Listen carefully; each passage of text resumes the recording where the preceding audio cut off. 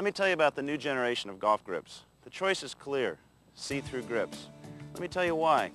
No other grip gives you tour-proven performance and with a personal touch. It's the perfect grip. Are you ready to step up to the next generation of grips? Hello, I'm Mickey Novak from C-Thru Grips. I'm going to show you how to put on one of our grips.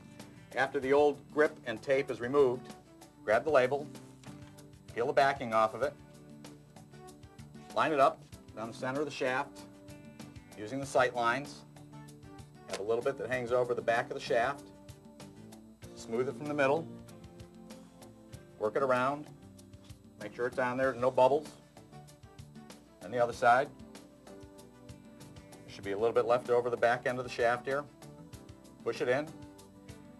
Now, using hairspray, load it in, 15-20 seconds. Do not use normal grip solvent. Drip it onto the shaft. Make sure that the label is completely coated. And now it's on. Dry it off. Take it out of the vise. Line it up. Finished product. C-Thru Grips, the clear choice.